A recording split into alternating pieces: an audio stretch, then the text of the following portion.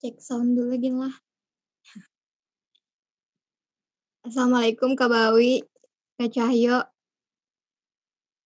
Kita mulai aja ya Bisa boleh.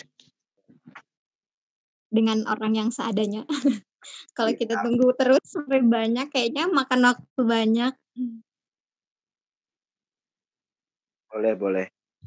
Selamat bergabung, Mas Cahyo. Ya, Bapak.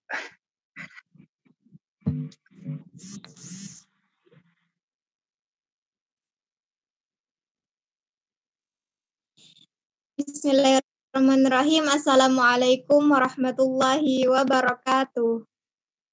Waalaikumsalam. Waalaikumsalam. Alhamdulillahirabbil alamin wassalatu wassalamu ala asyrafil anbiya'i wa ala alihi wa sahbihi ajmain amma ba'd. Alhamdulillahirabbil alamin, hayya bina nashkurullahi azza wa jalla alladzi qad a'tana nim'atan katsiratan hatta nastati'a an najtami'a fi hadzal makanil mubarak. Wassalatu wassalamu ala nabiyyina Muhammad sallallahu alaihi wasallam alladzi qad hamalana minadh dhulumati ilan nur wa ila siratim mustaqim. Saya ucapkan sebelumnya selamat milad Ikatan Pelajar Muhammadiyah yang ke-59 dengan tema berkarya bersama mencerahkan semesta, dan selamat bergabung Mawar Ipmawati di seluruh penjuru, dan selamat datang di webinar Refleksi Milad dengan tema 59 tahun usia IPM, sejauh manakah aksi Student Art Generation dijalankan. Oke, sebelumnya saya akan memperkenalkan pembicara kita malam ini.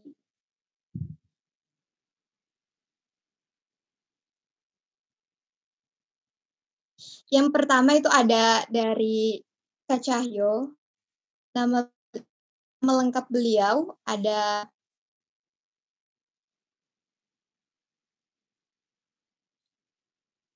Nur Cahyo Yudi Hermawan, SS, biasa dipanggil Dedek. Tempat tanggal Kulon Progo 25 Oktober 1996. Pekerjaan beliau PNS di Dinas Perpustakaan dan Kearsipan Provinsi DKI Jakarta. Status sudah menikah. Riwayat organisasi begitu banyak ya ini teman-teman. Jadi nggak bisa disebutin satu semuanya, hanya salah satunya aja. Pernah menjabat di Umum Pimpinan Wilayah Ikatan Pelajar Muhammadiyah Daerah Istimewa Yogyakarta pada tahun 2002 sampai 2018. Anggota Majelis Dikdas PDM Kulon Progo 2015 sampai 2020. Sekretaris Bidang Pimpinan Wilayah Pemuda Muhammadiyah DIY 2018 sampai 2022, dan ke bidang PIP Pimpinan Pelajar Muhammadiyah 2018 sampai. Karya yang beliau buat juga banyak nih, hanya beberapa yang saya sebutkan. Yang itu ada Budaya Populer Pelajar 2017 dimuat Harian Tribun Jakarta. Panduan menulis sebagai proses kreatif pada tahun 2016, dan Refleksi Milad 58 Ikatan Pelajar Muhammadiyah tahun 2019 dimuat di Harian. Riwayat prestasi beliau juga begitu banyak, dan hanya beberapa yang saya sebutkan, yaitu juara 1 pidato agama Musabaqah Tilawatil Quran Kulon Progo tahun 2011, juara pidato agama STQ Kementerian Agama tingkat DIY tahun 2011, juara 1 ceramah agama anak soleh Indonesia tingkat DIY tahun 2011, dan pemakalah seminar nasional isu-isu mutakhir bahasa dan sastra tahun 2006. Dan pembicara malam ini ada Kak Bawi. Nama lengkap beliau Al-Bawi, biasa dipanggil Bawi. Tempat tanggal lahir di Martapura, tanggal 2 Februari 1996. Tempat tinggal di Asrama Mahasiswa Al-Bandari Jakarta dan Jalan Mahkota Radila 7 nomor 33 Martapura, Kalimantan Selatan. Organisasi yang pernah beliau ikuti ada Ketua Umum Pimpinan Cabang Ikatan Pelajar Muhammadiyah Martapura, Ketua Pimpinan Wilayah Ikatan Pelajar Muhammadiyah Kalimantan Selatan bidang organisasi, Ketua Pimpinan Wilayah Ikatan Pelajar Muhammadiyah Kalimantan Selatan bidang PIP, dan sekarang anggota PIP Pimpinan Pusat Ikatan Pelajar Muhammadiyah dan kader hijau Muhammadiyah Komite DIY. Mungkin karena kita sudah terlalu banyak menunggu tadi, kita langsung saja. Halo, masih terhubung? Masih. Mungkin langsung kita serahkan forum ini kepada Kak Cahyo. Halo Kak Cahyo. Iya, halo. Ya, silakan Kak. Oke, bisa mendengar ya suara saya ya? Iya. Bisa. Oke. Assalamualaikum warahmatullahi wabarakatuh. Selamat malam teman-teman peserta diskusi refleksi milad ke-59 yang diselenggarakan oleh Ikatan Pelajar Muhammadiyah Kalimantan Selatan. Alhamdulillah Allah memberikan kesehatan kepada kita sehingga kita bisa bersama-sama berdiskusi dalam acara yang sudah disusun atau yang diselenggarakan oleh teman-teman PWIPM Kalimantan Selatan ini. Baik, karena saya hanya sebagai pengantar, barangkali 5 menit saja untuk memberikan pengantar saja, kemudian nanti secara lebih jelas dan gamblangnya sudah ada Mas Bawi, beliau pakarnya Student Art Generation, jadi saya hanya memberikan pengantar saja bagaimana Student Art Generation itu diciptakan atau digagas oleh teman-teman Ikatan Pelajar Muhammadiyah sebagai salah satu produk agenda aksi seperti itu. Nah, kita awali dari program atau agenda aksi Student Art Generation ini mulai muncul sebenarnya dari muktamar sebelum di Sidoarjo, sebenarnya sudah muncul tetapi ditegaskan dan dikukuhkan di muktamar Sidoarjo. Sebenarnya apa sih yang melatar belakangi itu? Teman-teman kader Ikatan Pelajar Muhammadiyah itu memandang bahwa kerusakan alam sudah semakin tidak bisa dihindari pada saat ini seperti itu. Nah, sebenarnya konsepnya sederhana. Teman-teman IPM itu menginginkan agar melatih pelajar agar peduli terhadap lingkungan, yang mana kerusakan lingkungan ini semakin hari semakin banyak terjadi dan bahkan bisa dikatakan sebagai hal yang biasa seperti itu.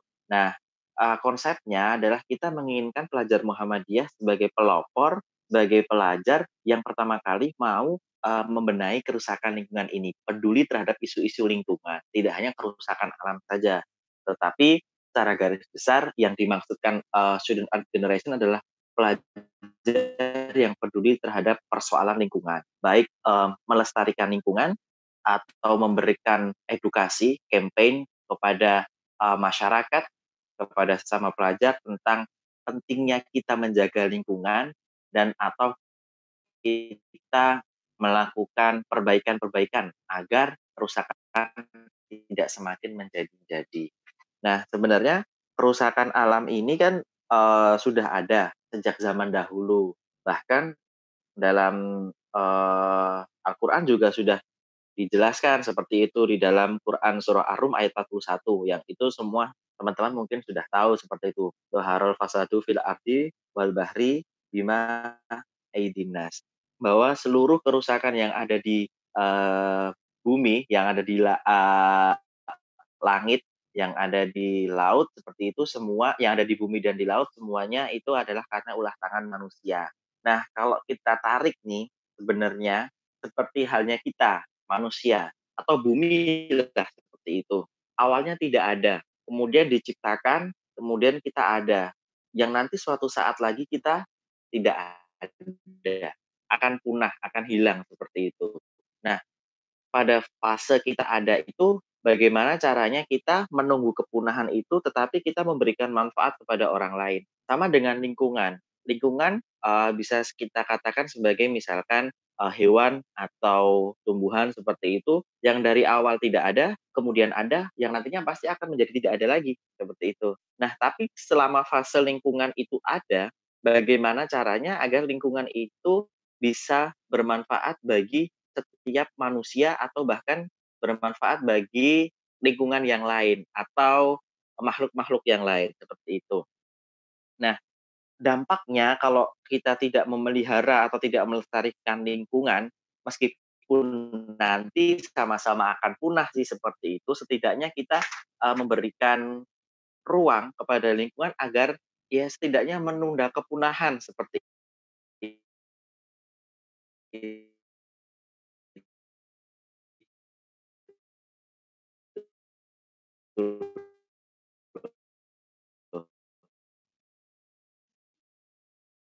Karena apa? Karena kita memang menjaga lingkungan seperti untuk menjaga bumi gitu. Nah, dalam konteks benar-benar memperhatikan isu lingkungan yang semakin saat ini banyak terjadi kerusakan. Sebenarnya kalau kita tarik lebih jauh, tapi sebenarnya IPM tidak harus melangkah ke arah situ. IPM cukup kepada hal-hal yang secara mudah saja, misalkan dimulai dari diri kita sendiri.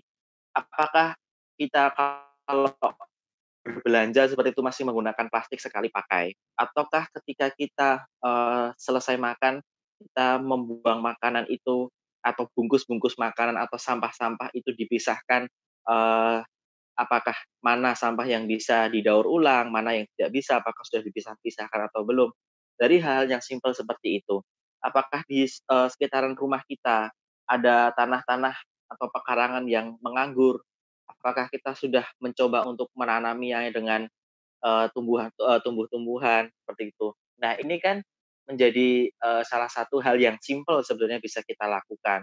Termasuk kalau teman-teman sudah kuliah, dulu pernah dicanangkan bahwa kuliah ketika membawa motor harus berboncengan 2 orang. Kemudian kalau mobil harus diisi oleh 4 orang, tidak boleh diisi oleh 1 orang. Kenapa? Karena untuk mengurangi polusi dan lain sebagainya. Nah, itu kan sebenarnya gerakan-gerakan yang mudah. Sehingga sekarang muncul kendaraan sepeda ya, sepeda sebagai kendaraan untuk sekolah, untuk kuliah, dan lain sebagainya. Nah, itu salah satu upaya yang sebenarnya sangat mudah dan sangat simpel dilakukan oleh teman-teman IPM. Nah, jauh dampaknya kerusakan lingkungan itu tidak hanya berdampak pada diri kita, tapi juga generasi-generasi yang ke depannya, seperti itu. Nah, Student Earth Generation itu satu-satunya istilah dari organisasi pelajar yang dicanangkan. Itu hanya IPM saja yang menggunakan istilah itu, yang populer seperti itu, dan yang benar-benar fokus pada aksi ini hanya IPM, seperti itu. Nah, ini harus menjadi kesempatan buat kita benar-benar agar kita menjadi pelopor peduli lingkungan di kalangan pelajar, seperti itu. Nah, kalau kepunahan itu terjadi seperti tadi saya katakan bahwa awalnya tidak ada, kemudian ada dan nanti akan punah, kalau kita membiarkan kerusakan lingkungan itu tetap ada sekarang, itu berarti kita bisa saja mempercepat kepunahan. Nah, kita memang tidak bisa menolak kepunahan, tapi kita yang bisa kita lakukan adalah memperpanjang atau memperlama kepunahan agar tidak sampai kepunahan, seperti itu loh. Nah, eee, tadi kalau ibaratnya seperti ini, kalau suatu kerusakan lingkungan itu punah, kita tidak akan bisa mengetahui, misalkan tumbuhan atau apa ya, kunang-kunang lah, kunang-kunang. Kunang-kunang mungkin saya tinggal di Jakarta saat ini sudah tidak ditemukan kunang-kunang. Mungkin di teman-teman Kalimantan yang mungkin masih ada banyak pohon-pohonan, rimbun di sana, mungkin masih ditemukan kunang-kunang. Tapi teman-teman di Jakarta, kunang-kunang hampir bisa dikatakan 99% nggak ada. Nah, generasi berikutnya nanti kalau saya sudah punya anak atau sudah punya cucu, saya menyebutkan gambar kunang-kunang seperti ini. Tapi mereka tidak akan pernah menemukan referensi kunang-kunang itu bentuk nyatanya seperti apa, mereka tidak akan tahu. Sehingga kegiatan belajar mengajar itu juga nanti akan susah dilakukan kalau beberapa hal yang digunakan sebagai media pembelajaran itu akan punah juga kayak gitu loh. Nah, itu jangka panjangnya seperti itu. atau bahkan istilah kunang-kunang nanti akan hilang suatu saat karena memang sudah benar-benar tidak ada bentuknya, sudah tidak pernah disebut, dilupakan sehingga istilah kunang-kunang itu akan hilang. Nah, itu berdampak pada kosakata kebahasaan bagi diri kita. Hal-hal yang sudah punah dari produk budaya kita juga nanti akan tidak bisa diketahui, tidak bisa dipelajari oleh generasi-generasi setelah kita. Nah, itu contoh sederhana saja, contoh sederhana bahwa yang namanya kerusakan lingkungan akan berdampak panjang, akan mempengaruhi kebahasaan, akan mempengaruhi pendidikan dan lain sebagainya. Nah, terakhir, upaya yang bisa kita lakukan kan sebenarnya simpel-simpel saja dengan media apapun kita bisa. Kita bisa campaign dengan cara apapun. Nenek moyang kita jauh sebelum kita ada, teman-teman, ya kita kan bisa dikatakan sebagai bangsa Melayu lah, seperti itu keturunan bangsa Melayu. Nenek moyang kita bangsa Melayu pada saat itu sudah membuat syair, kalau dulu ya, model syair, model cerita, dan lain sebagainya, itu sudah berbasis lingkungan, sudah berbasis ekologi. Apa itu? Mungkin teman-teman yang suka nonton di MNC TV ya, masih ada Upin Ipin kayak gitu, ada syair yang bunyinya bangau oh bangau. Bangau oh bangau, kenapa engkau lapar dan lain sebagainya. Dia itu kan sebenarnya ekosistem, menggambarkan ekosistem dari mulai bangau kenapa engkau lapar sampai pada memang rumput adalah makanan aku seperti itu. Nah, itu adalah rantai makanan ekologi yang sebenarnya kita harus patut jaga dan itu salah satu cara yang dilakukan oleh nenek moyang kita. Nah, kita IPM, nanti Mas Bawi ini yang menambahkan bagaimana caranya IPM secara teknis, secara aksinya seperti itu bisa melakukan student art generation seperti itu. Nah, itu yang dapat saya sampaikan. Saya kembalikan ke moderator karena saya mengantarkan saja seperti itu. Terima kasih. Nun wal qalam wa masturun bila hidayah wa taufik. Assalamualaikum warahmatullahi wabarakatuh. Ya, waalaikumsalam warahmatullahi wabarakatuh. Terima kasih banyak Kak Cahyo telah memaparkan sedikit pengantar dari diskusi kita pada malam ini. Dan mungkin forumnya lebih kita lempar aja lagi ya ke pemateri. Kak Bawi. Halo Kak Bawi.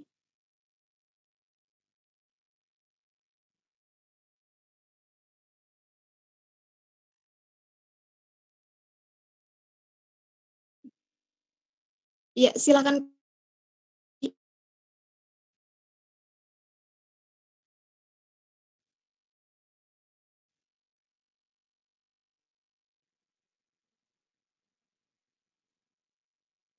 Halo Kak Bawi.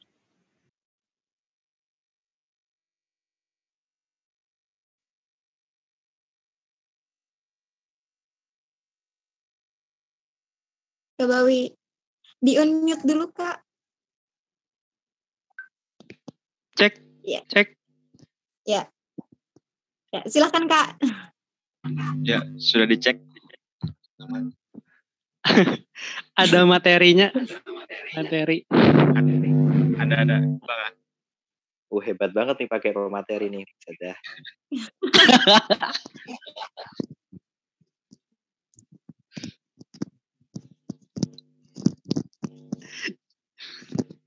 Siap Mas Cahyo.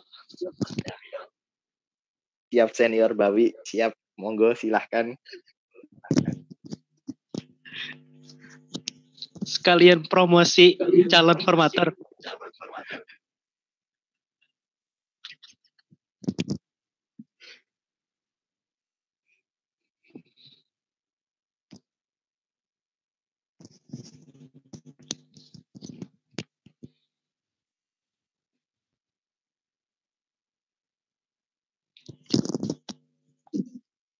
Gimana? Bisa? Ini lagi OTW kayaknya.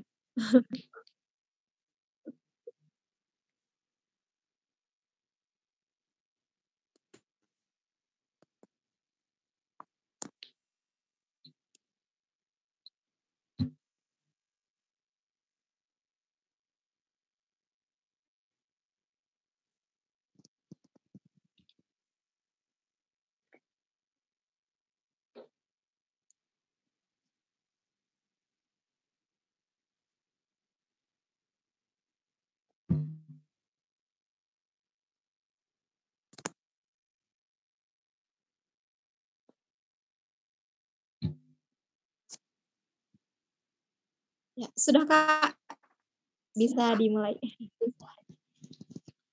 Baik, Assalamualaikum warahmatullahi wabarakatuh. Waalaikumsalam warahmatullahi wabarakatuh.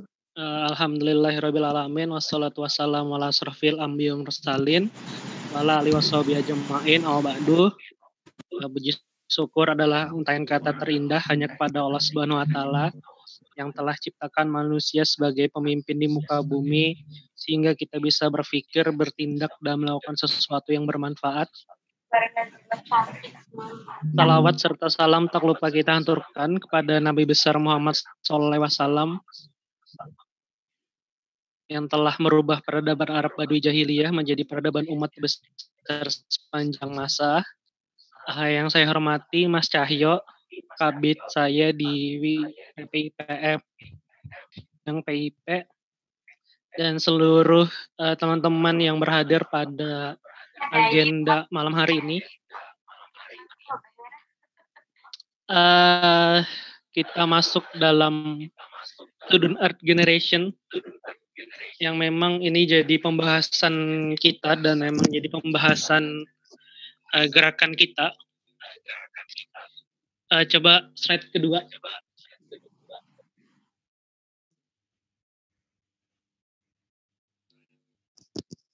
Kita bicara dulu ya.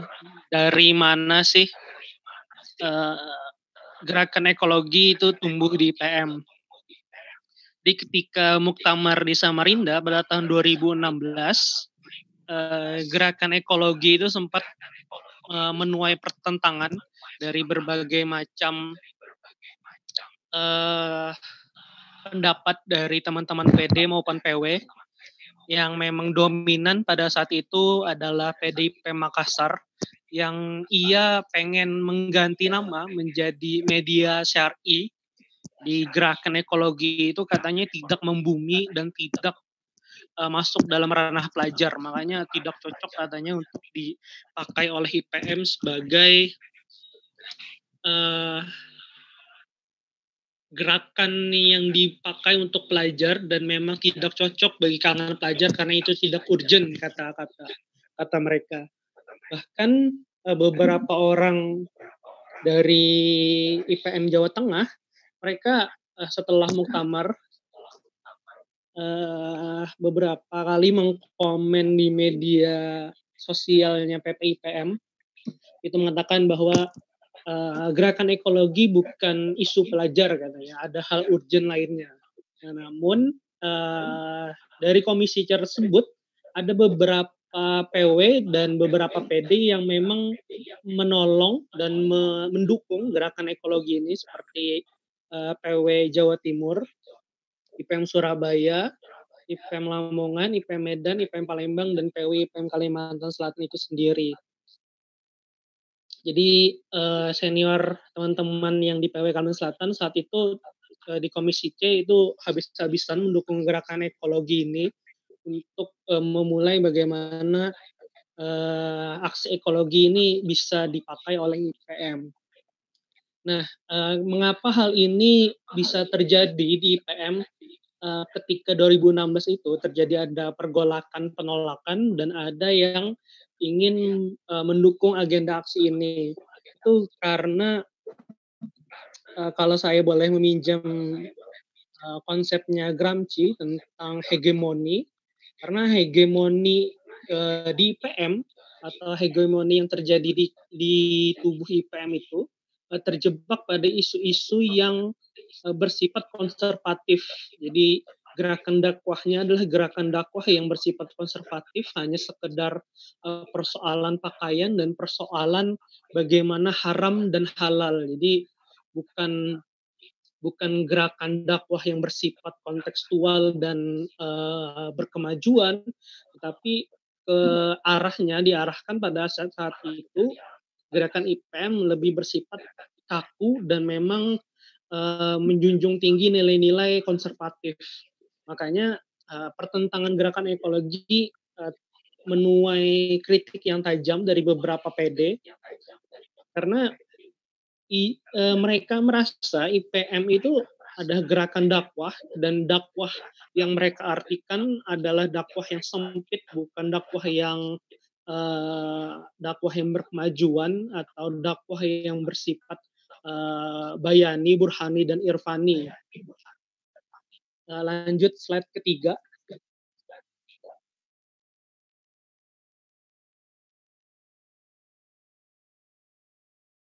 Halo. Lanjut slide ketiga.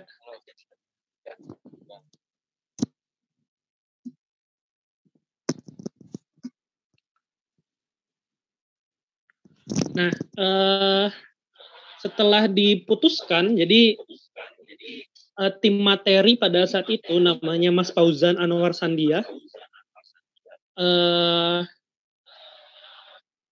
memberikan tenggang waktu kepada beberapa orang yang memberikan pertentangan. Slide-nya masih yang gerakan ekologi yang bagian 2. Nah ya ini.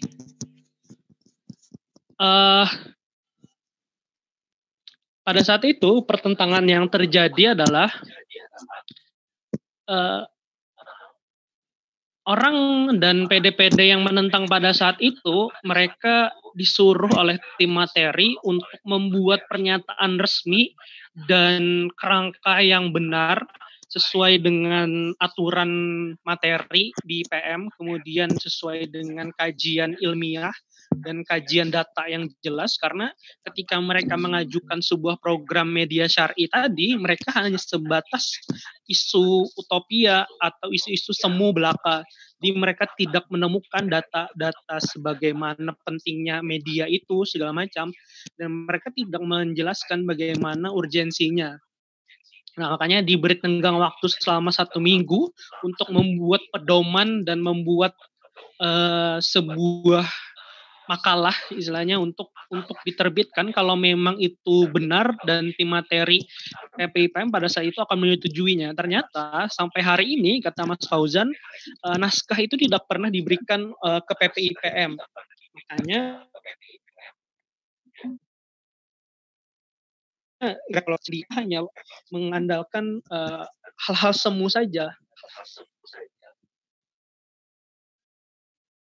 Kemudian masuk pada realisasi PPIPM 2012, ekologi itu dimulai dituangkan, jadi mereka sayembara pelajar pada saat itu, sayembara kepenulisan.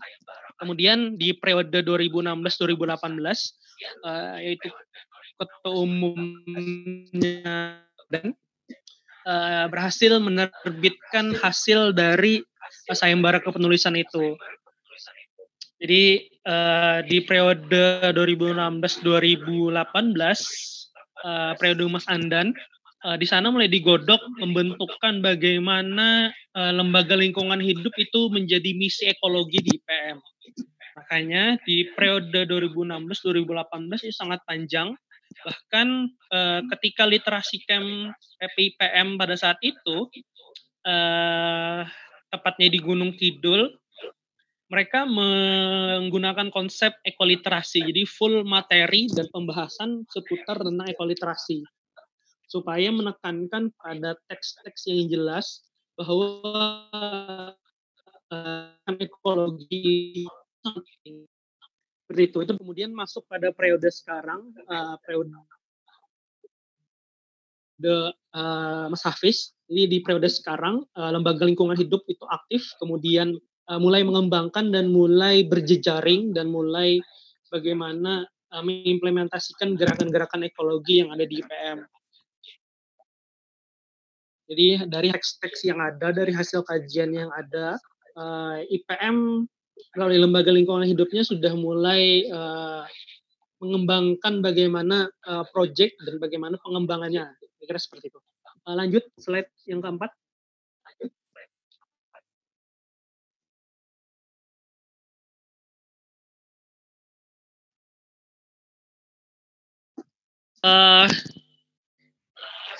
Gerakan ekologi di IPM itu itu punya akar yang jelas, jadi atukannya. Yang pertama itu dari ekopedagogi dari Paulo Freire. Jadi gerakan ini tumbuh ketika SPI hijau dicanangkan.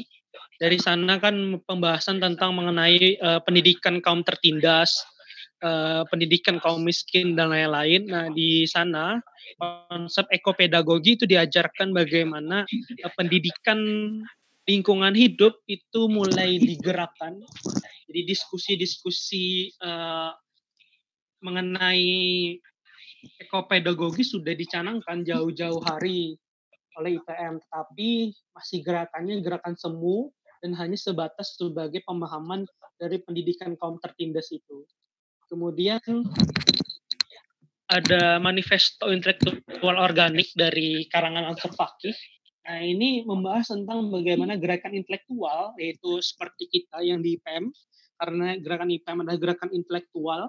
Nah, gerakan intelektual organik ini berfokus pada bagaimana gerakan yang tidak ditumpang tindih atau tidak gerak merupakan gerakan yang masif dan memang orisinil yang dipakai oleh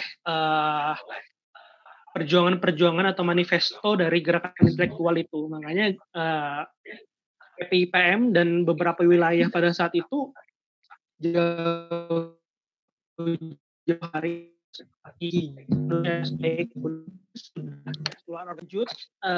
kemudian intensifnya diskusi teologi pembebasan karya Muslim Abdul Rahman.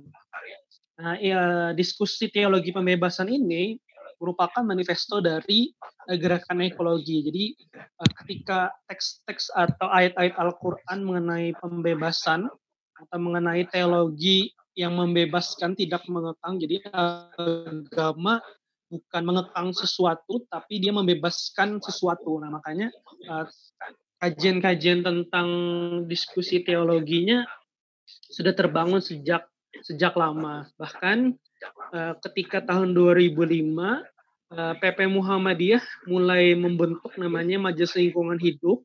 Kemudian pada periode Pak Din Samsudin, tepatnya SDGs atau Sustainable Development Goals itu sudah dicanangkan dan mulai digerakkan oleh Muhammadiyah dan Aisyah. Bahkan akar isu gerakannya pun lahir dari bagaimana lahirnya MDMC atau LPB, Lembaga Penanggulangan Bencana milik Muhammadiyah. Nah, akar-akar isu ini itulah yang ilhami gerakan yang ada di IPM. Dan bagaimana gerakan ekologi itu tumbuh di Muhammadiyah dari beberapa kajian yang ada bahkan melalui lembaga dan majelis itu.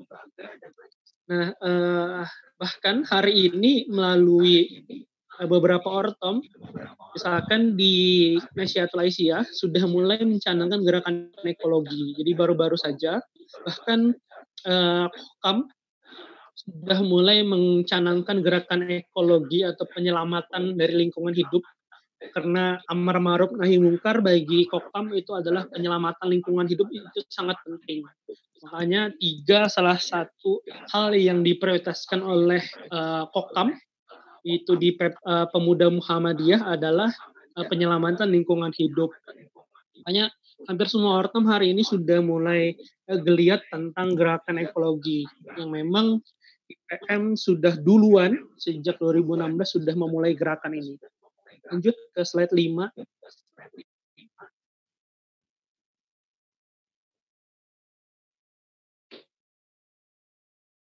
Nah, ini landasan gerakan ekologi. Yang pertama itu pencerdasan. Nah, ini bentuknya nas atau teks. Jadi waktu Lembaga Lingkungan Hidup mengadakan diskusi di kantor Yogyakarta mengenai seberapa pentingnya teks atau ayat-ayat mengenai lingkungan hidup yang seperti dijelaskan Mas Cahyo tadi tentang surah Ar-Rum ayat 41. Mereka mengangkat tentang buku dari Grindin namanya. Di buku tersebut menggambarkan bagaimana ayat-ayat Al-Quran memulai gerakan ekologinya. Jadi bahwa sebenarnya jauh-jauh hari atau jauh-jauh berabad-abad silam, Islam sudah mengedepankan pendidikan ekologi. Makanya untuk pencerdasannya adalah salah satunya dari diskusi kita yang kita jalankan. Kemudian ada pendalaman teks atau nas. Ini yang sedang dikembangkan dari Lembaga Lingkungan Hidup. Mereka memulai kajian-kajian sehingga pondasi tentang ekologi secara keagamaan maupun secara ilmiah itu mereka sudah tuangkan. Nah, diharapkan teman-teman yang ada di sini kader IPM bisa mulai memberdayakan seperti itu. Kemudian bentuk pemberdayaannya adalah basis massa. Nah, gerakan IPM itu gerakan yang berbasis massa, dia tidak bersifat individu. Dalam artian pemberdayaan ini bisa mendorong penguatan lingkungan hidup. Ini Mas Cahyo tadi sudah menjelaskan panjang lebar mengenai bagaimana memberdayakan ini. Kemudian bentuk pembebasan, nah ini yang sangat penting, bahwa konteks terakhirnya adalah bentuk perlawanan, jadi menolak terhadap oligarki, menolak terhadap rusak lingkungan. Nah, kira-kira seperti itu. Lanjut ke slide berikutnya. Di slide 6. Nah, apa sih student organization? Di SLG itu sebenarnya saya lihat beberapa waktu di daerah dan di wilayah mereka menggunakan student organization ini hanya sekedar menanam. Makanya saya tekankan di sini SLG itu tidak sekedar menanam, tapi dia berupa respon dan keresahan. Saya beberapa kali lihat pemberitaan di website TPIPM, ada gerakan menanam, dan menanamnya itu di lahan terbuka. Saya yakin setelah mereka menanam, mereka tidak merawatnya lagi tumbuhan tersebut, tapi hanya dibiarkan saja, entah itu mati atau bagaimana. Yang penting mereka bisa kerjasama dengan dinas kehutanan dan lain, secara seremonial diangkat di dalam pemberitaan, sudah selesai gerakan itu. Nah, itu yang tidak diharapkan oleh SLG atau Student Organization. Jangan sampai IPM hanya berbentuk pencitraan ekologi seperti itu, tetapi mereka menggunakan aksi nyata. Seperti yang dilakukan oleh pimpinan ranting IPM Desa Sendang Harjo ini. Mereka di saat pandemi seperti ini memanfaatkan, jadi pimpinan ranting desa di daerah Lamongan, Jawa Timur, memanfaatkan pekarangan rumah. Jadi mereka sama-sama satu pimpinan itu menanam macam-macam, ada sayur-sayuran, kemudian untuk yang bisa dimanfaatkan. Nah, programnya adalah V-Green. Ini jadi program yang sangat menarik, bahwa pimpinan ranting saja bisa melakukan, maka skala wilayah, daerah, dan cabang itu tidak bisa melakukan. Nah, mereka mulai menanam dan memanfaatkan tumbuhan tersebut, mereka rawat, mereka bina segala macam. Setelah mereka panen, bisa dimanfaatkan oleh masing-masing pimpinan dan dimanfaatkan oleh warga sekitar. Jadi mereka hari ini tidak lagi beli sayur di pasar, mereka sudah bisa memakan sayur secara organik yang memang terhindar dari zat-zat kimia. Makanya kan kalau dalam penjelasan Anthony Giddens ada high risk, namanya resiko besar. Salah satunya adalah bahayanya zat kimia. Makanya manusia hari ini itu mudah terserang penyakit karena dari awal atau dari lahir kita sudah disodori zat-zat kimia yang tidak organik.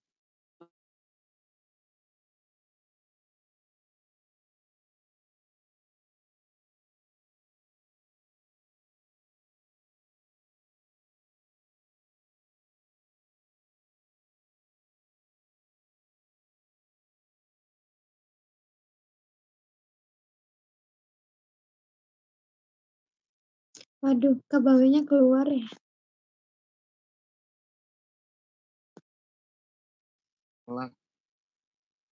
Kayaknya terkendala jaringan deh.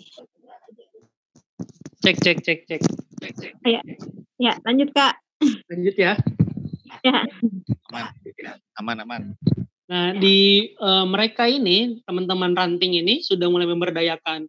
Makanya mereka tidak hanya sekedar menanam, mereka berupa respon bahwa hari ini sayuran mahal dan sayuran banyak mengandung zat kimia. Nah, dari situlah mereka memakai konsep berupa respon dan keresahan. Jadi jangan sampai teman-teman IPM setelah agenda hari ini, ketika ada agenda menanam, saya harap setelah menanam itu dirawat, mereka dikasih air secukupnya, kemudian dilindungi dan lain-lain, sehingga mereka tumbuh dengan cepat dan mereka tumbuh dengan seutuhnya, tidak seperti gerakan pencitraan ekologi lainnya, hanya yang sekedar menanam terus ditinggalkan. Yang sampai IPM seperti itu. Lanjut di slide 7.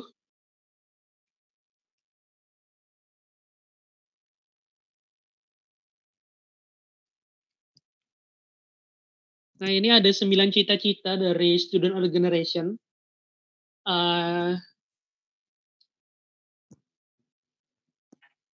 cita-cita ini, yang pertama adalah reboisasi atau penghijauan.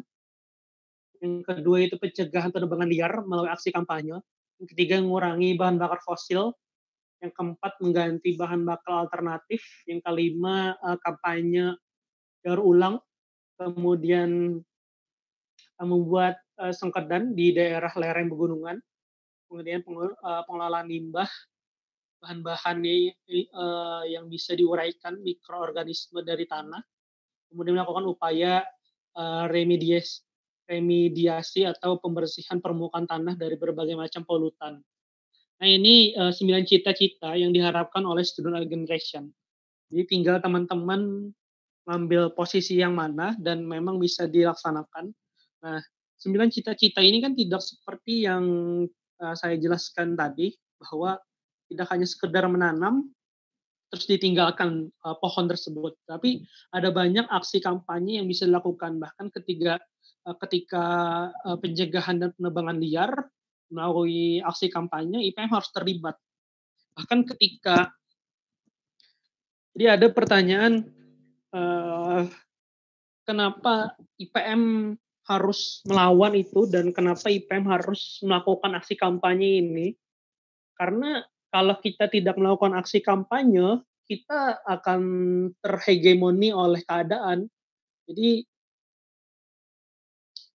pihak korporasi seperti yang mempunyai plastik, sebutlah merek-merek terkenal yang mereka mempunyai plastik yang sangat banyak, bahkan minuman-minuman itu, mereka membuat bahwa mereka itu benar, mereka sudah memberikan kemudahan bagi manusia, padahal akan berdampak panjang. Makanya gerakan ekologi itu tidak menarik bagi beberapa kalangan. Bahkan di IPM sendiri, saya yakin teman-teman di sini sangat tidak tertarik dengan gerakan ekologi. Terbukti sampai hari ini belum banyak yang melakukan gerakan ini, dan hanya beberapa orang saja yang kuat dalam gerakan ini. Bahkan dalam satu pimpinan saja paling mentok sekitar 1-2 orang yang peduli terhadap ekologi. Sisanya kan tidak. Kemudian di slide selanjutnya, di slide 8.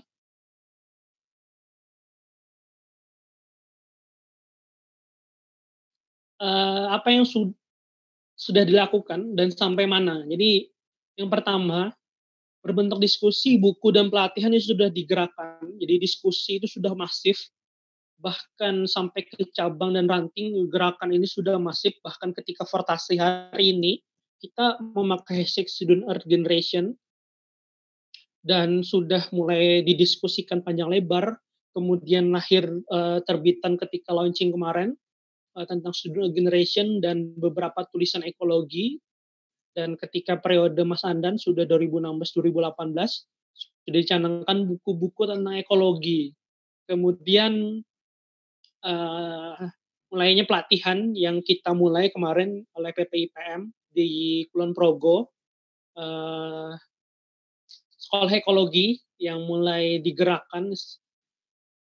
Kemungkinan kalau tidak ada COVID-19 ini, mungkin beberapa wilayah sudah melaksanakan, tapi karena ada kendala segala macam, makanya mulai tertunda. Kemudian hadirnya atau lahirnya dari Lembaga Lingkungan Hidup oleh PPIPM. Nah, Kemudian yang jelas yang terakhir ini ada anti tumbler atau anti plastik lah istilahnya. Di beberapa kegiatan IPM sudah mulai dicanangkan untuk tidak memakai plastik sekali pakai, seperti muktamar kemarin, kemudian beberapa agenda PPIPM bahkan mewajibkan untuk membawa botol airnya masing-masing. Nah, di slide terakhir, slide 9,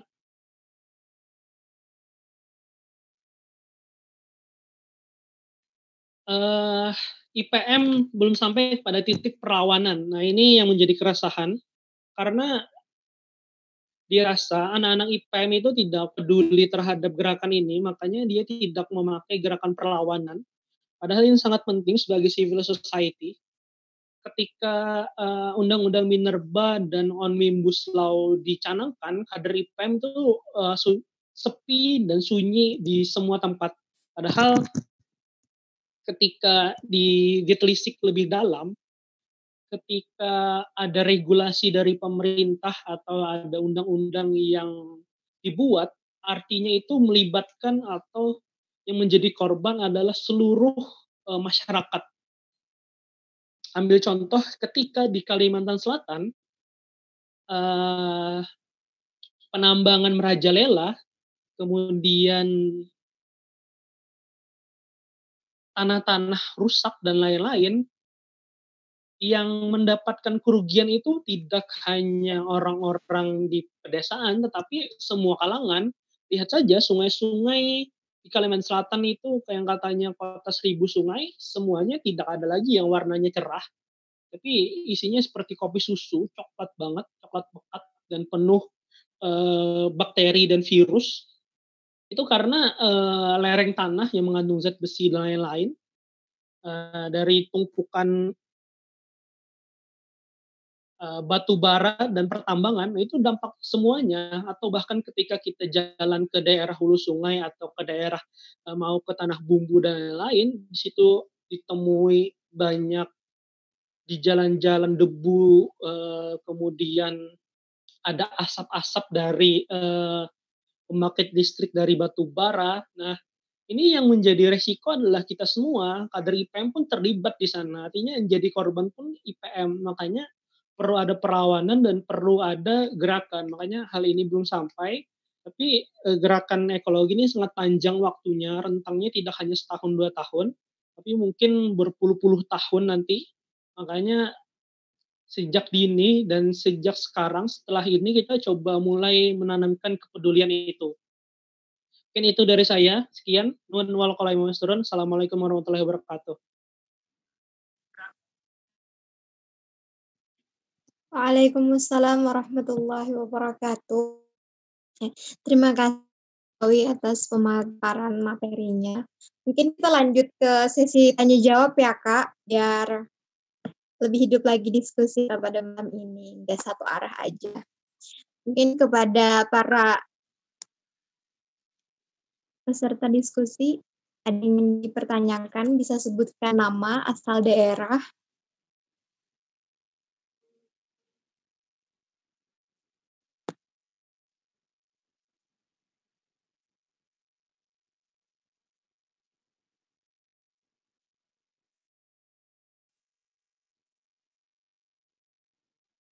Apakah ada yang ingin ditanyakan? Mungkin atau ada yang belum paham mengenai student art generation?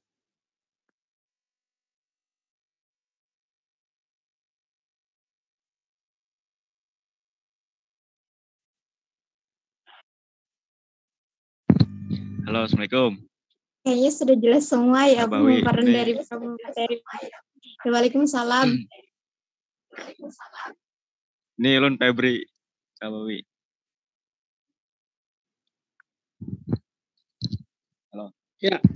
Kenapa, Pep? Nah, ini kan rame loh Kak, aksi tumbler nih, membawa tumbler gitu. Nah, tapi kenapa aksi tumbler ini tidak diiringi dengan penyediaan air isi ulang gitu, nah Kak, di mana-mana gitu. Nah, ini suatu menjadi keresahan juga gitu. Nah, kalau membawa tumbler terus tuh kehabisan air minum di jalan, mau tidak mau harus membeli air minum kemasan juga gitu. Nah, kenapa tidak dibarengi juga dengan aksi air minum gratis di pinggir jalan, pengisian air minum gratis? Kenapa kayak itu, Kak?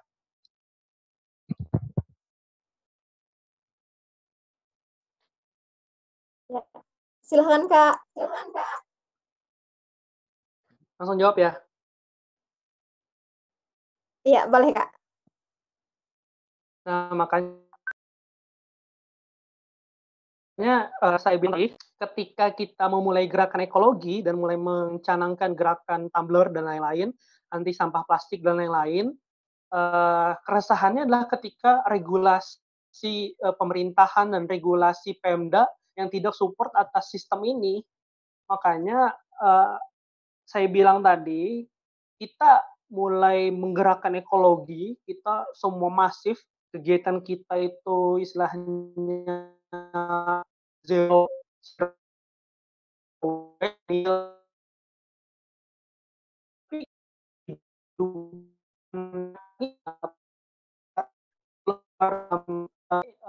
peraturan-peraturan yang memang tidak berpihak terhadap gerakan ekologi. Itulah yang menjadi pertentangan Greta, gadis usia 17 tahun yang hari ini menentang sekitar 7 juta pelajar yang setiap hari Jumat mogok belajar untuk menuntut itu.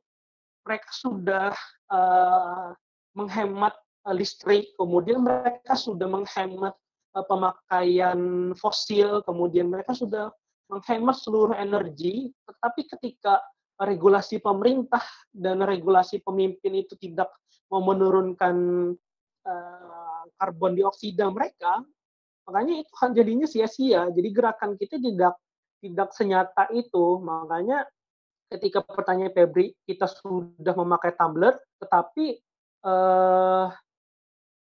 pihak atau pemangku kebijakannya tidak menyediakan fasilitas itu. Nah, makanya IPM setidaknya mengadvokasi itu atau melek terhadap gerakan itu. Kalian coba bangun wacana ini dan coba bangun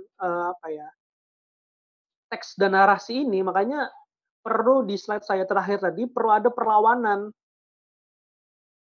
Ketika kita sudah memakai anti plastik dan lain-lain, tapi kenyataan di muka bumi atau kenyataan di daerah kita itu tidak mensupport akan sistem ini.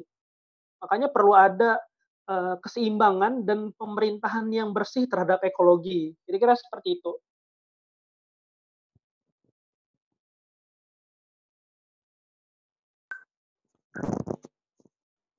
Oke, Kak. Berarti harus perlu advokasi dulu kita ke pihak-pihak yang memang harus berurusan dengan hal itu ya. Iya. Untuk advokasinya mendapat dukungan. Advokasinya secara langsung.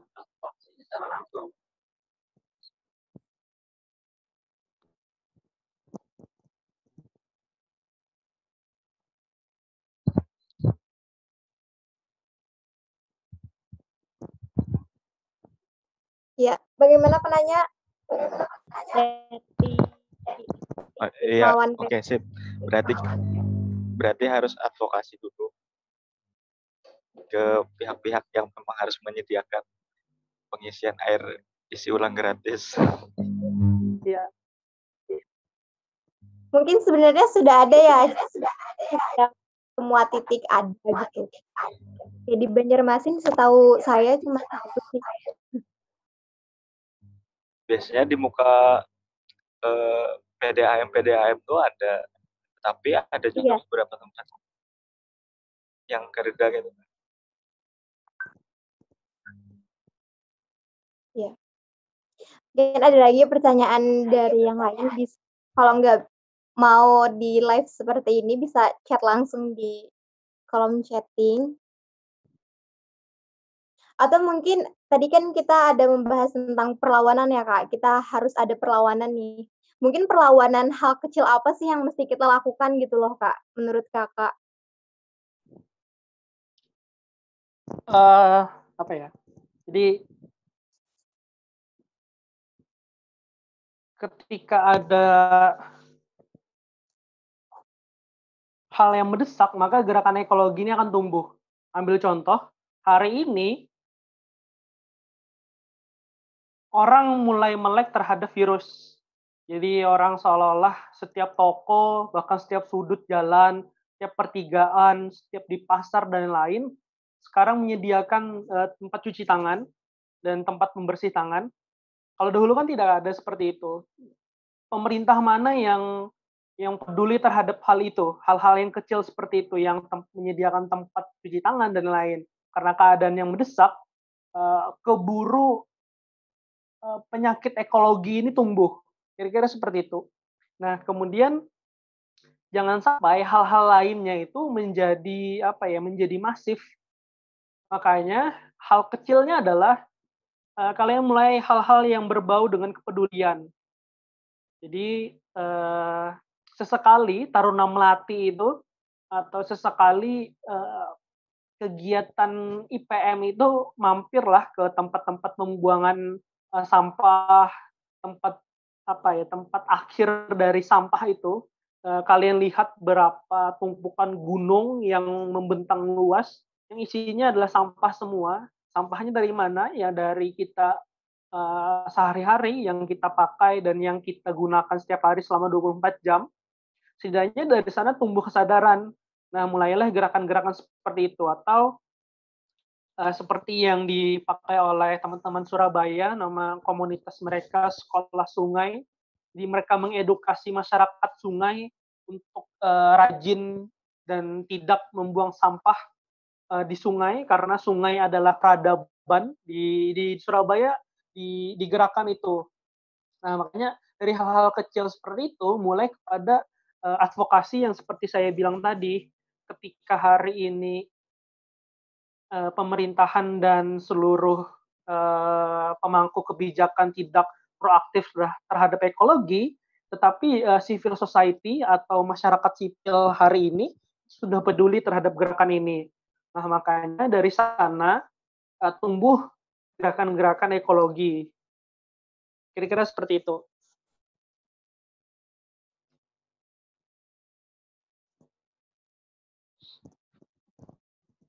Ya,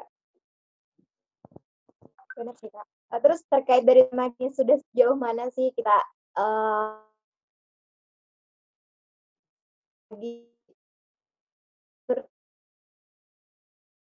sejauh mana sih student art generation ini berjalan gitu Kak? Seluruh Indonesia atau gimana? Ya dari hak kecil dulu deh, dari daerah kita deh. Student art generation sebenarnya jauh dari 9 cita-cita tadi. Tetapi perlu ada keterbukaan pikiran dan kepedulian terhadap pimpinan untuk memulai gerakan ini. Makanya kalau ditanya sejauh mana gerakan ini, itu jauh daripada harapan. Harusnya di periode sekarang itu secara keseluruhan periode Muktamar, kita hitungnya periode Muktamar Sidoarjo sampai dengan detik ini setidaknya kader IPM itu peduli terhadap sampah plastik dan tidak memakai plastik sekali pakai. Nah, itu cita-cita untuk periode sekarang, tetapi kenyataannya tidak. Seluruh perkaderan, seluruh agenda-agenda yang lain itu masih memanfaatkan sampah plastik dan lain-lain. Makanya kalau ditanya sejauh mana, masih jauh dari cita-cita luhur dari gerakan ekologi di IPM. Tapi kita masih optimis terhadap gerakan ini. Setidaknya dari kajian ini kan itu sebuah capaian dan sebuah hal optimis yang coba dibangun. Misalnya beberapa puluh orang yang hadir di sini itu punya kepedulian terhadap ekologi. Misalkan ada 300 kader IPM di Kalsel, tapi yang pengen tahu dan pengen peduli terhadap ekologi kan hanya beberapa saja. Tapi setidaknya beberapa ini coba menjadi pionir terhadap gerakan ini. Gitu.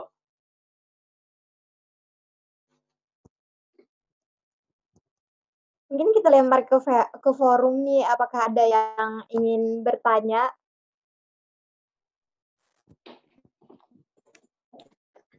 Cuma ingin bertanya, langsung aja kah? Assalamualaikum warahmatullahi wabarakatuh. Iya, boleh Kak, langsung aja. Menarik yang disampaikan tadi terkait dengan sampah ini Kak, sampah pembuangan akhir. Nah itu di TPA itu apa yang dilakukan mereka, apakah pemusnahan atau bagaimana? Kemudian yang kedua, sampah plastik itu kan yang paling banyak itu dikeluarkan oleh rumah tangga. Misalnya di sekolah kita sudah menerapkan misalnya yang tong sampah hijau untuk yang organik dan lain sebagainya. Sementara di rumah tangga dan di rumah kita sendiri itu tidak dibedakan yang mana sampah organik dan anorganik seperti itu. Lalu apa yang harus kita lakukan, apa yang bisa kita lakukan agar dari rumah kita kemudian kan misalnya dibuang di sampah pembuangan miliknya pemerintah itu kan tetap menyatu seperti itu, tidak ada pemisahan setelah kita membuang, walaupun misalnya di rumah kita sudah dipisahkan, tapi setelah dibuang ke tempat sampah yang umum itu kan masih menyatu seperti itu. Apakah perlu penyadaran ke pemerintah atau bagaimana? Itu sih mohon gambarannya begitu, Pak. Apa yang dapat kita lakukan seperti itu. Terima kasih. Assalamualaikum warahmatullahi wabarakatuh. Waalaikumsalam warahmatullahi wabarakatuh. Mungkin langsung saja ya Kak Bau ya. Ya. Langsung jawab ya. Nih, silakan Kak. Ini boleh Kak. Di TPA itu, di tempat pembuangan akhir, sampah itu dibuat gas. Jadi kalau di daerah Kalimantan Selatan itu, di daerah Karaintan, itu dibuat gas metan yang memang diproduksikan untuk pembuatan gas dan beberapa limbah untuk dimanfaatkan sebagai pupuk kompos dan lain-lain. Tapi yang menjadi hal utamanya adalah dijadikan gas. Jadi dan didaur ulang sebagai pemanfaatan plastik untuk yang kedua kalinya. Nah, ketika sampah keluarga atau sampah di rumah tidak bisa dibedakan, sebenarnya yang menjadi pokok permasalahan itu adalah ketika di rumah itu tidak diterapkan penerapan ini. Jadi yang menjadi kesalahan adalah salah dari pihak keluarga yang tidak menerapkan gerakan ekologi. Kemudian kalaunya dimanfaatkan, sebenarnya bisa dimanfaatkan. Jadi ketika teman-teman di rumah itu punya sampah hasil dari misalkan kulit buah dan lain-lain, atau kulit sayur dan lain-lain, itu bisa dimanfaatkan untuk sebagai pupuk, sebagai tumbuhan. Nah, tetapi pertanyaannya kembali, apakah teman-teman di sini punya tanaman untuk dimanfaatkan itu? Nah, kalau tidak kan isinya misalkan rumahnya semua beton, semua tidak ada hijau-hijaunya misalkan. Hijau cuma catnya dia misalkan, cat rumahnya. Nah, ini jadi permasalahan yang kompleks karena apa ya? Karena gerakan ekologi itu berasaskan kesadaran lah istilahnya. Jadi ketika kita pengen tempat kita itu hijau atau asri lah istilahnya, tapi kenyataan realitasnya itu tidak mendukung. Makanya hegemoni dari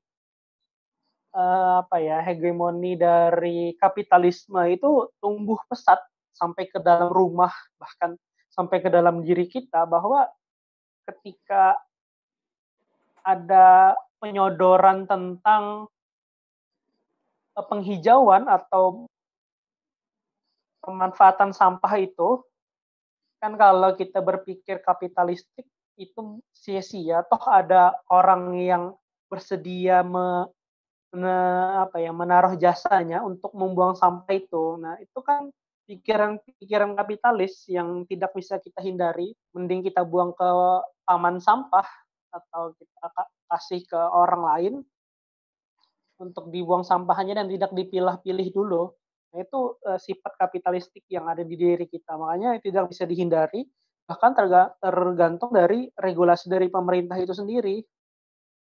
Ketika tidak ada aturan yang mengekang, maka masyarakat akan bebas. Bahkan ketika ada aturan jangan buang sampah di sini, atau yang buang sampah di sini itu adalah setan, misalkan kan tulisan-tulisan ada seperti itu di jalan-jalan. Tapi masih saja di sana ada tumpukan sampah. Nah, hal ini kan menjadi keresahan bersama bahwa dimulai dari gerakan ekologi itulah kesadaran. Nah, ketika kita sudah selesai dari penyadaran itu, maka baru kita menyadarkan pemerintah. Kira-kira seperti itu.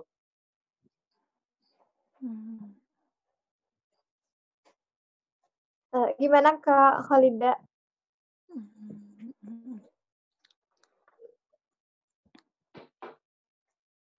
Sip, Najma. Ya. Tidak ada yang ingin ditanyakan lagi? Berarti sudah jelas ya dari jawabannya Kak Bawi.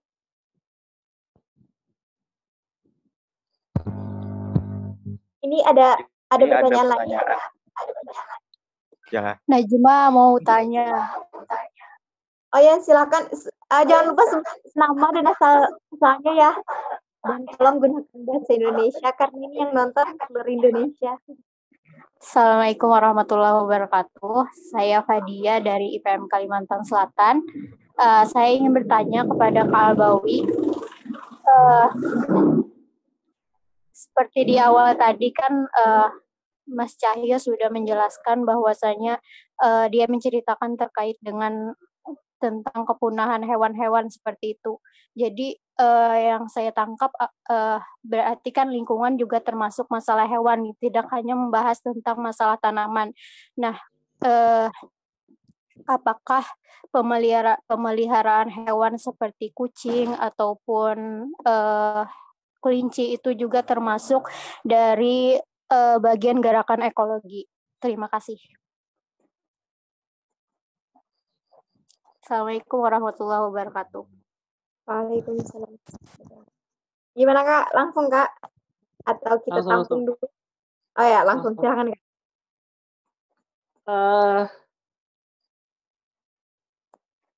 Secara sejarah, manusia itu sebenarnya junior di muka bumi ini. Jadi yang lebih dulu tumbuh itu kan plankton, tumbuhan, dan hewan. Manusia ini sebenarnya junior dan mereka makhluk paling langka sebenarnya. Kalau serangga itu berbagai macam jenis, berbagai macam famili, ordo, dan lain-lain. Kalau manusia kan cuma satu, Homo sapiens. Kita kan cuma satu jenis nih, cuma manusia toh. Tapi kan kita beranggapan sebagai superior lah terhadap di muka bumi. Padahal kita yang disebut punah itu sebenarnya manusia. Bahkan ketika pandemi seperti ini manusia mulai berguguran berjuta-juta, ya artinya mulai kepunahan massal terhadap satu virus kecil. Kira-kira seperti itu. Kemudian bagaimana pemanfaatan tentang makhluk hidup lainnya. Jadi gerakan ekologi itu dia punya 3 hal. Yang pertama itu penyelamatan manusia, tumbuhan, dan hewan. Nah, hewan-hewan yang dilindungi secara konsep sebenarnya, kalau kita mengacu kepada ekologi radikal atau deep ekologi, hewan itu kita kembalikan sejatinya bagaimana kehidupan mereka. Jadi kalau misalkan burung itu harus terbang, kenapa kita kasih dalam sangkar? Padahal sejatinya burung itu tidak jalan, tetapi dia terbang. Nah, itu yang jadi kesalahan. Kemudian kalau kita kaji lebih dalam tentang kebun binatang dan lain, itu salah satu bentuk kapitalistik yang nyata atau bentuk dari penindasan terhadap hewan. Ketika mereka yang harusnya singa itu melepaskan diri dalam liar, tapi mereka dikandangi. Makanya menjadi tidak normal bagi mereka. Mereka, kalau kalian pernah nonton kartun tentang binatang itu, kan mereka digambarkan sebagai binatang perkotaan lah istilahnya, karena kehidupan asli mereka itu hilang terhadap kebun binatang itu. Makanya ketika sifat mereka adalah alam liar, ya alam liar, dan sifat mereka atau di rumah-rumah seperti kucing, ya silahkan play.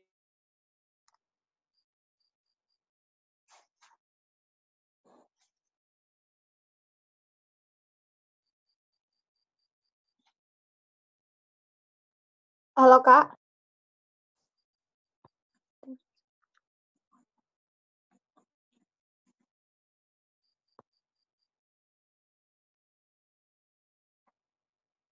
Terputus ya. Mungkin jaringan. Ini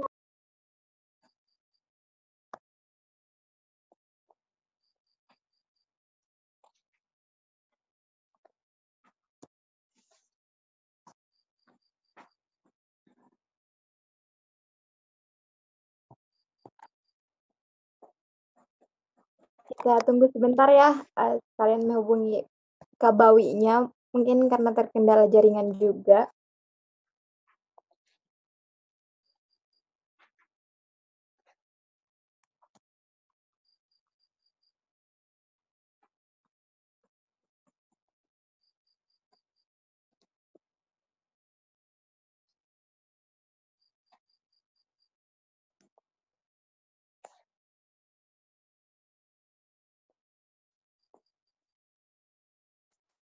Halo Kak Cahyo, masih terhubung?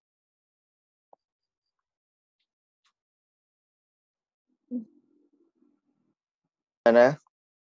Ya. Itu Mas Bawi juga udah gabung. Ya, udah bergabung lagi ya.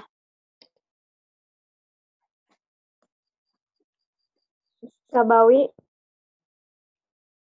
Ya. Ya.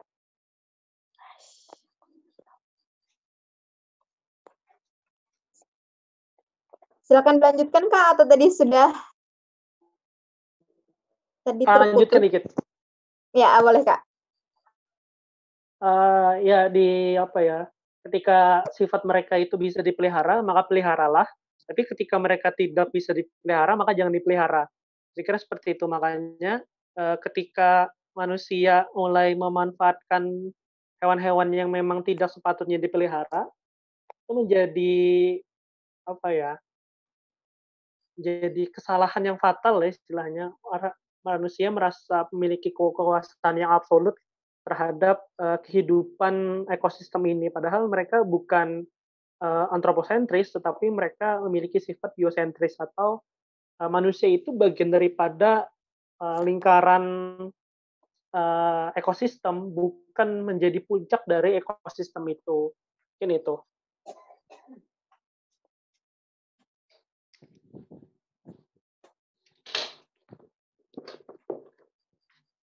Gimana Kak Padia?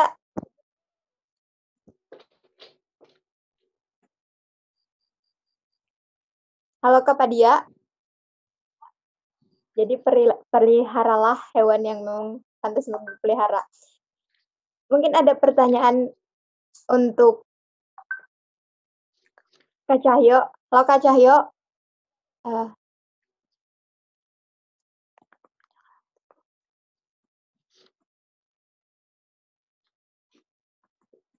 Kak Cahyo, masih terhubung? Iya, masih. Gimana? Ya. Ini pertanyaannya ditujukan untuk Kakak nih. Wah, saya ada pertanyaan juga nih. Iya. Oke, gimana? Spesial katanya. Gini, dengan adanya rencana pengesahan Omnibus Law RUU Cilaka saat ini, mungkin itu salah satu solusi terhadap pemulihan ekonomi di kala pandemi. Namun, akan sangat berdampak tidak baik terhadap aspek lingkungan hidup. Jika itu disahkan, lantas apa peran kami sebagai kader untuk tetap menjaga kelestarian lingkungan hidup di saat di satu sisi menguntungkan bagi para investor. Ini berat ya, Kak? Wah, berat itu. Mungkin nanti Mas Bawi ya yang bisa menambahkan lebih khusus, tapi sebenarnya kalau nantinya akan seperti apa yang kita lakukan sebenarnya sama dengan hal yang sekarang. Karena sebelum RUU itu disahkan sebenarnya kita sudah menghadapi itu, kayak gitu loh. Kita sudah menghadapi itu saat ini, cuma nanti perlakuan terhadap lingkungan itu akan lebih apa ya? Bisa dikatakan lebih masif karena mereka dilindungi oleh undang-undang di satu sisi seperti itu. Nah, menurut saya pelajar khususnya teman-teman di bawah, teman-teman yang masih di ranting atau di cabang di daerah, eee, lakukanlah hal yang simpel-simpel saja. Artinya, itu kan membiasakan diri. Kalau saya melihat sisinya dari situ. Kita mulai dari membiasakan diri, dimulai dari diri kita. Kenapa kita harus memulai sekarang? Karena berkaitan, merawat lingkungan, kalau, Mas Bawi tadi menyampaikan bahwa kita jangan hanya sekadar menanam, tapi juga merawat. Biaya merawat itu lebih mahal daripada biaya menanam, kayak gitu loh. Jadi, sejak dini itu harus kita biasakan, sebelum nantinya di masa-masa yang akan datang biayanya lebih semakin meningkat gitu loh, semakin tinggi. Sekadar untuk menanam mah mungkin masih murah, seperti itu. Nah, nanti untuk ke depannya biayanya mungkin bisa lebih mahal kayak gitu. Jadi membiasakan di depannya setelah yang bisa bantu jawab sebagai pakarnya seperti itu. Tapi yang menarik dari perkataan Mas Bawi tadi satu sih, kita jangan sekadar menanam tapi juga merawat. Nah itu juga otokritik juga buat Mas Bawi kayak gitu. Jangan cuma menanamkan perasaan ke seseorang, tapi juga harus merawatnya dengan cara menikahi Mas Bawi gitu. Terima kasih. Wah, berat ini. Oke, gimana ke Bawi? Halo ke Bawi? Ya, halo. Bukan hanya menanam katanya Kak Cahyo.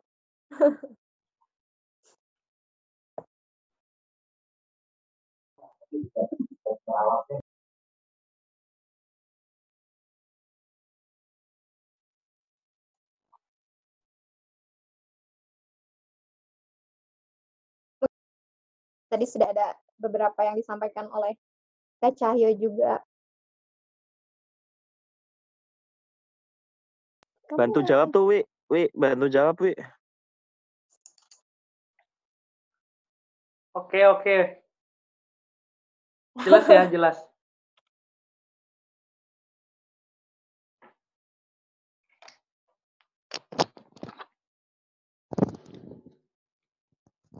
Cek, cek. Iya, Kak. Kedengeran, Kak? Ya. Nambahkan ya.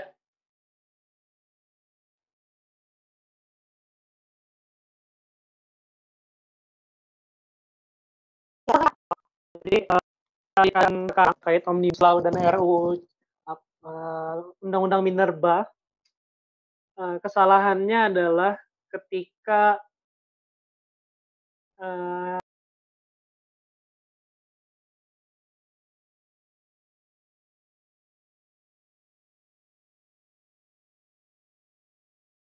analisis dampak lingkungan atau jadi ketika ada satu perusahaan misalkan sebutlah PTA. PTA itu mau menambang di daerah rantau Kalimantan Selatan misalkan. Mereka itu harus mengantongi izin AMDAL namanya, analisis dampak lingkungan. Nah, apa ya, untuk mendapatkan surat izin tambang itu atau izin boleh menambang itu sangat sangat apa ya, sangat besar. Istilahnya sangat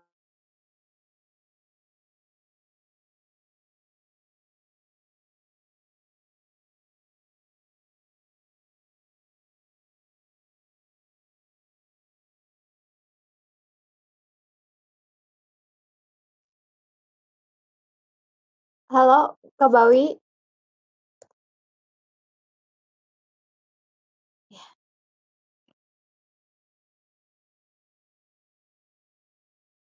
Connecting beliau.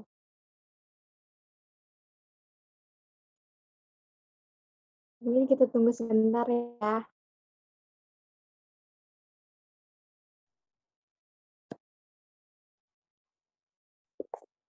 Cek. Ya. Ya, lanjut Kak. Cek. Ya, lanjut ya. Ya, lanjut Kak.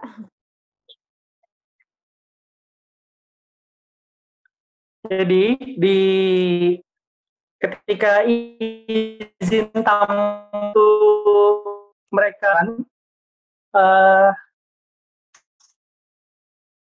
itu sangat apa ya, sangat susah untuk mereka dapatkan. Yang pertama, mereka harus dapat izin dari warga sekitar dan mereka harus ganti rugi sejak awal. Dan ketika setelah selesai menambang, dalam artian setelah selesai mengeruk tanahnya itu, mereka harus mereka harus mengembalikan setidaknya 50% dari gunung yang mereka keruk, kira-kira seperti itu. Makanya izin ini sangat krusial dan sangat melelahkan lah bagi penambang. Makanya kalau di RUU Omnibus Law ini, AMDAL itu sudah tidak ada lagi. Jadi mereka bebas menambang sesuka hati mereka. Jadi kalau hari ini Kalimantan Selatan isinya 50% tambang sawit, asal kalian tahu, itu data dari Walhi, di 50% kawasan Kalimantan Selatan itu sudah diisi oleh pertambangan dan kelapa sawit. Nah, kalau hal ini terjadi, maka 50% ini akan bertambah setiap tahunnya. Kira-kira seperti itu. Ya, setidaknya kalian masih hidup 30% lah lagi.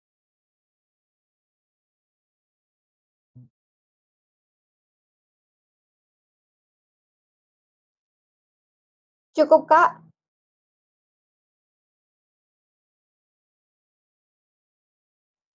Halo, Kak Bawi. Ya.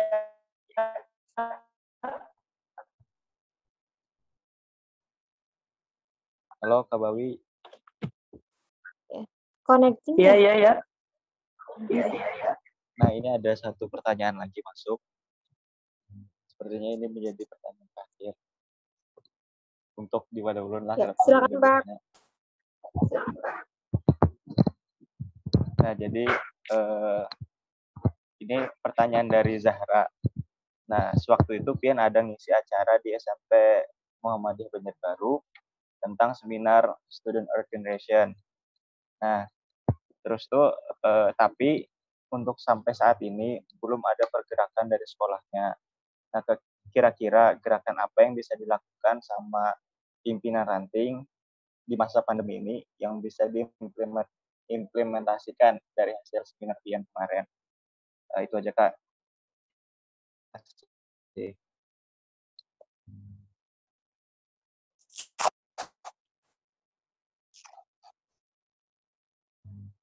Gimana Kak? Lanjut dijawab.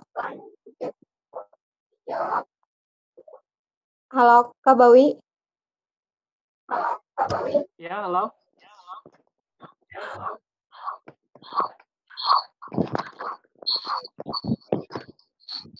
Kenapa? Gimana tadi pertanyaan? Minta diulang. Langsung jawab. Oh iya. Ya bisa Kak. Silakan Kak.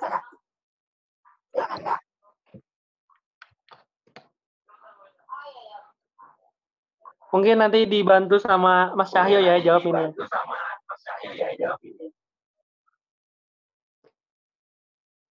Jadi ketika masa pandemi ini apa yang bisa dilakukan? Setidaknya bisa memfasilitasi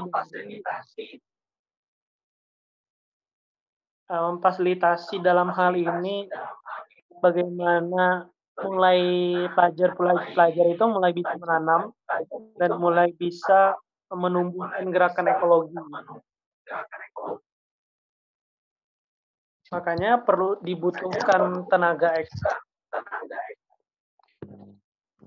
dari pihak sekolah dan pihak pimpinan IPM-nya untuk mengembangkan ini. Nah, mulailah diajarkan menanam. Banyak sekolahan yang salah artikan tentang sekolah hijau itu atau sekolah adiwiyata. Sekolah adiwiyata itu diartikan mereka yang penting sekolahannya hijau, banyak tumbuhan, banyak tanaman, ya sudah. Padahal ketika saya pernah mengajar di suatu sekolah yang memang memang adiwiyata, tapi ternyata anak-anaknya itu atau siswanya tidak diajarkan bagaimana mereka menanam, mereka menjaga tanaman itu dan mulai menanam. Mereka hanya disuruh bawa pot bunga, kemudian dibawa ke sekolahannya jadi hijau sudah. Padahal itu kesalahan yang fatal karena mereka tidak ada nilai nilai ekologisnya. Jadi kalau di salah satu pondok pesantren kalau dia salah di Garut, di sana diajarkan bagaimana cara menanam. Jadi siswa-siswanya kalau pengen makan dan pengen makan setiap hari, mereka harus memetik buah-buahan sendiri di pondok pesantrennya. Mereka memetik sayur, buah untuk mereka konsumsi setiap hari. Nah, itu salah satu contoh yang sangat edukatif menurut saya. Terima kasih. Silahkan Mas Cahyo. Ya. Gimana Mas Cahyo mau menambahkan? Oke, dikit aja ya. Kalau di masa pandemi mungkin ada beberapa sekolah yang mungkin masih menerapkan belajar jarak jauh. Mungkin bagi teman-teman yang sedang melaksanakan belajar jarak jauh, bisa diskusi atau sharing seperti ini, itu bisa menguatkan teman-teman agar setidaknya bisa ada tambahan pengetahuan tentang program sekolah ekologi atau sekolah berbasis lingkungan seperti itu. Atau mungkin kalau teman-teman sudah punya komunitas, misalkan grup WhatsApp tersendiri seperti itu, teman-teman pimpinan ranting IPM bisa berdiskusi lewat itu atau menggunakan media aktif lainnya, media yang sifatnya kreatif seperti itu, campaign-campaign seperti itu. Mungkin itu salah satu cara yang bisa dilakukan sebagai komunitas. Tetapi kalau kita berbicara masalah individu atau masing-masing, kita bisa melakukan seperti yang dikatakan Mas Dawi tadi, bisa belajar menanam di rumah, kemudian mulai merawat lingkungan di rumah, menggunakan dalam aktivitas sehari-hari kita menghindari kantong plastik sekali pakai dan lain sebagainya, atau menggunakan tumbler. Nah, itu secara individu seperti itu, tapi secara kelembagaan atau komunitas atau pimpinan ranting, ya bisa melakukan aksi-aksi edukatif atau menggunakan media-media untuk campaign. Seperti itu sih. Terima kasih. Iya, terima kasih Kak. Mungkin lebih urgent-nya kita itu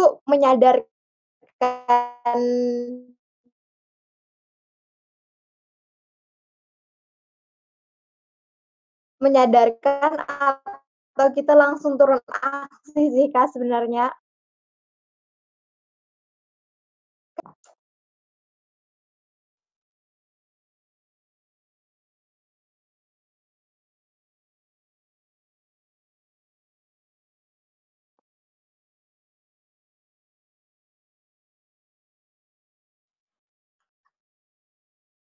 Kak Cahyo? Ya, halo, bisa mendengar suara? Iya, ya bisa Oke. Kak.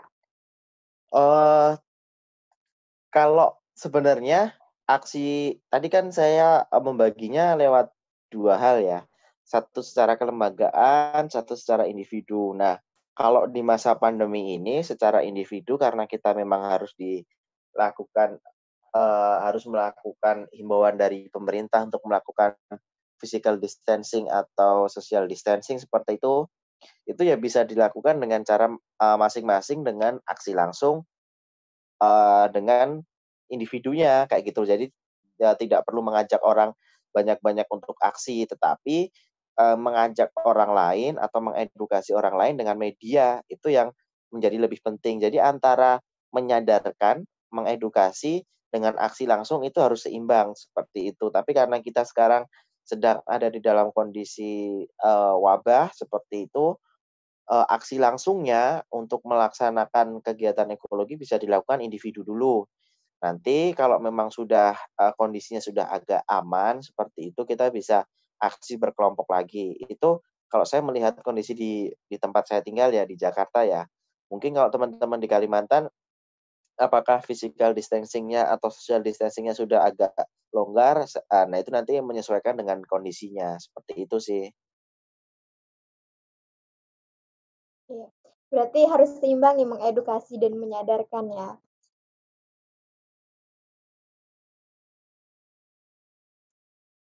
Gimana, apakah ada lagi pertanyaan dari yang lain?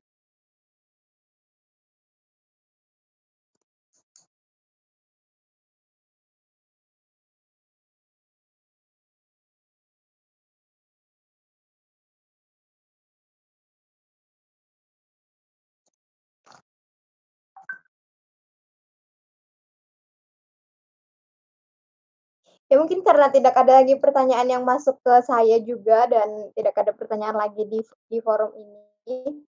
Mungkin ada sedikit oh ada lagi nih masuk.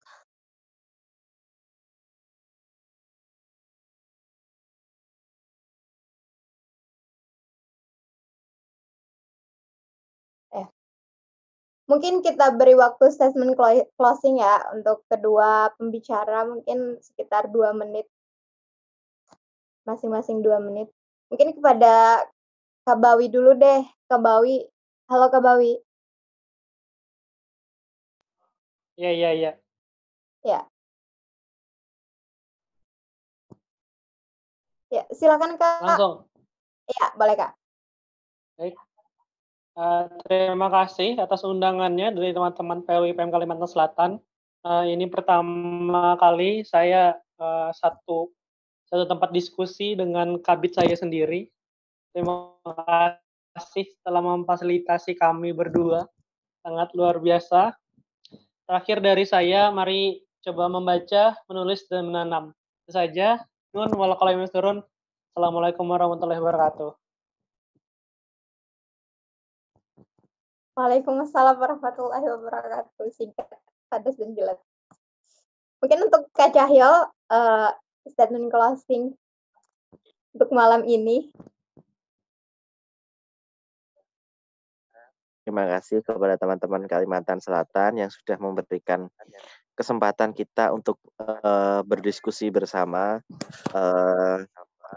dan dengan Mas Bawi juga kayak gitu yang biasanya di grup PIP bercanda seperti itu, di sini serius-seriusan seperti itu. Pesan saya buat teman-teman kader ya IPM seperti itu di Kalimantan Selatan atau di seluruh Indonesia yang ikut, untuk kita untuk melestarikan lingkungan, merawat lingkungan, itu kita harus menjaganya sejak dini. Karena apa? Karena kalau kita akan menjaga nanti-nanti, biaya yang akan digunakan akan semakin tinggi, dan kelak cucu-cucu kita, anak keturunan kita nanti yang akan terkena imbasnya. Oleh karena itu, mari peduli lingkungan sejak dini, mulai dari malam ini kita hijaukan bumi lagi. Terima kasih.